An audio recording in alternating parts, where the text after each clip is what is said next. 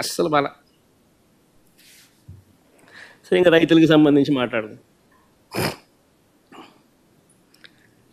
చంద్రబాబు నాయుడు అన్నాడు ఎన్నికల వేళ సూపర్ 6 అన్నాడు, సూపర్ 7 అన్నాడు. ఎన్నికల వేళ పిఎం కిసాన్ కాక అన్నదాత సుఖీభవ పేరుతో 20,000 రూపాయలు ఇస్తామన్నాడు. అసలు ఎన్నికలప్పుడు ఆయన అన్న మాటలేంటి? జగను రైతు భరోసా కింద పిఎం కిసాన్ని కలుపుకొని ఇస్తా ఉన్నాడు. నేను అట్ట కాదు, నేను అన్నదాత సుఖీభవ ఇస్తా, నేను 20,000 రూపాయలు ఇస్తాను అన్నాడు.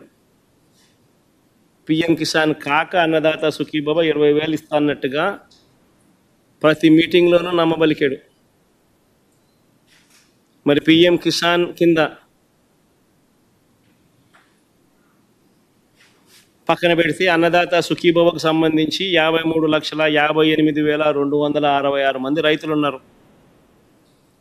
రైతు భరోసా అందుకున్న వాళ్ళు గతంలో మా ప్రభుత్వంలో 2023-24 సంవత్సరంలో లెక్కేసుకున్న మరి 53,58,266 మందికి ఇంటూ 20,000 రూపాయలు అంటే 10,717 కోట్ల రూపాయలు ఈ పెద్ద మనిషి బడ్జెట్ అలొకేట్ చేయాలి. మొట్టమొదటి బడ్జెట్లో గత ఏడాది 1,000 కోట్లు అలాట్ చేశాడు అన్నదాత సుఖీభవ అనే ప్రోగ్రాం. పోయేదేముంది, ఎలాగో ఇచ్చేది లేదు సచ్చేది లేదు కదా అని చెప్పి 1,000 కోట్లు అలాట్ చేశాడు, ఎగరగొట్టేశాడు. ఇప్పుడు ఎంత చేశాడు అని అంటే ఇప్పుడు రెండో బడ్జెట్లో 6,300 కోట్లు అలాట్ చేసినాడు. ఇక్కడ కూడా ఎక్కడ 10,717 కోట్లు కనిపించదు. ఎందుకంటే ఎలాగో ఇచ్చేది లేదు సచ్చేది లేదు, ఎలాగో మోసం చేసేది కదా అన్నట్టుగా తయారైంది చంద్రబాబు నాయుడు పరిస్థితి. ఇప్పటికే ప్రతి రైతుకు చంద్రబాబు నాయుడు 20,000 రూపాయలు బాకీ పడ్డాడు, ఎగనామం పెట్టాడు. ఈ రెండో ఏడాది ప్రతి రైతుకు మళ్ళీ ఈ రెండో ఏడాది కూడా కలుపుకుంటే మరో 20,000 రూపాయలు.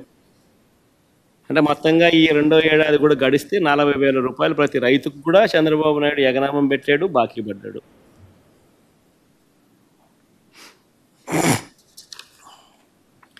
చంద్రబాబు నాయుడు ఇలా రైతులకు మోసం చేయడం అనేది కొత్త కాదు.